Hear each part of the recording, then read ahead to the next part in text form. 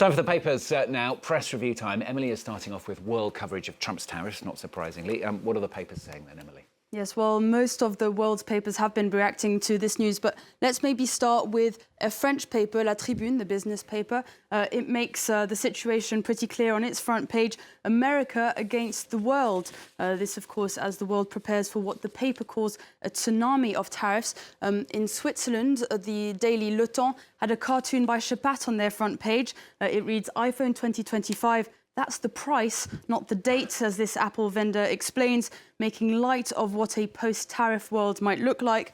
In Germany, the Frankfurter Allgemeine also was anticipating the consequences of a trade war. It reads, fear of the Chinese wave. The article describes how Europe could be at risk of a wave of Chinese products previously destined to the US, but which could now be diverted to Europe. It says that those products would effectively distort competition as they could be sold at much cheaper prices. Now, Politico in the US also touches on that in their piece here, if I can get it up. Sorry, there we go.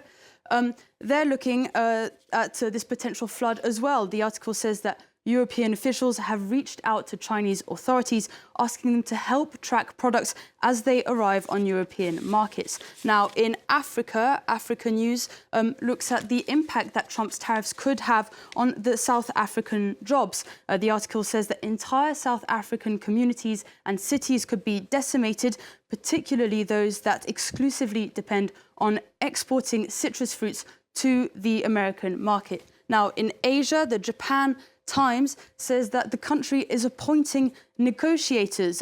Trump had said on social media that the US was treated very poorly by Japan. Meanwhile, Japanese diplomats have said they would continue their efforts to keep the dialogue open. Yeah, lots of worrying tales there. Let's go to Myanmar for this next story. Still reeling, of course, from that earthquake which hit the country. It's 10 days ago now. Fighting continuing there, though, despite a ceasefire. Yes, exactly. The Times brings us this exclusive today, looking at the extent of the damage caused by fighting despite relief efforts. It says that despite the announced ceasefire, the civil war has continued to rage on. Let's have a look at their photos here. It shows really the extent of the damage and entire villages razed to the ground by government forces. The military is reportedly raiding villages using fighter jets and bombs dropped by men flying on paragliders. Now, La Croix has a slightly different angle. Here, it's focusing on hope amidst the carnage. It looks at the population's solidarity and community-led relief efforts. For instance, local students organising fundraising events and NGOs collecting clothes and food for the victims. One of the volunteers interviewed in the piece said, the authorities won't help us, so we're just going to have to help each other. Emily's got some football for us now. This is not Paris Saint-Germain, though. This is the 2030 World Cup, organised in Morocco, Portugal and Spain. It's facing some resistance, isn't it? Exactly. Well, the Maroc Diplomatique today had this story, World Cup 2030, a heritage at stake.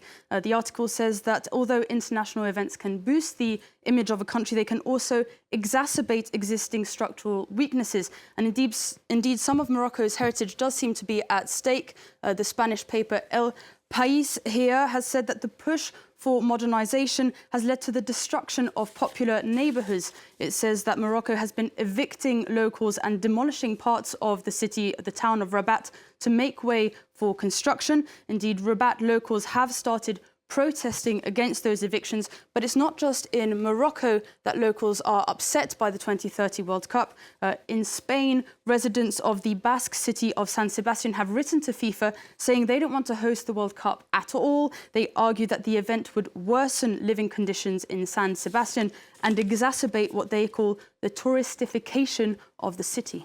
This is the Champions League for you now, though, but it's more about the reaction to last night's quarter-finals. What are the papers saying? Yes, well, as you can imagine, Stuart, Arsenal's 3-0 win over Real Madrid has led to some interesting headlines, particularly in the UK. Let's start with the Daily Star saying Rice Krispies, referring, of course, to Declan Rice's two very crisp-looking goals last night.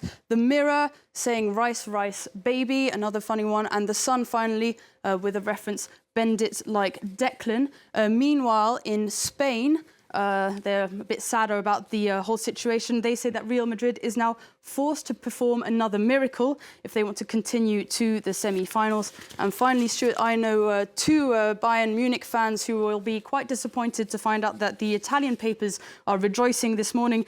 Inter Milan's scream of victory. The Italians clearly quite chuffed with their 2-1 win over the German side there. Yeah, lots of football to talk about in the papers today as well, Emily. Finally, Emily, she's going to finish off with a story from Germany. A bit of an unusual story, this one, isn't it? Yes, exactly. A farmer in Germany has been reunited with his wedding ring after it was accidentally gobbled up by one of his cows. Now, at first, you might think that's quite a romantic story, but it turns out the ring was found in the cow's stomach when it was in the butcher's. So I'm not sure if this is a happy story or not, but one thing is for sure, Stuart, it was another case of a jewellery heist that ended in a stakeout. Very nicely put. Yeah, it could have broken somebody's tooth easily, that, couldn't it? Thanks very much. Very cute looking cow as well. Emily with the papers off France 24. A lot more coming up. We're going to talk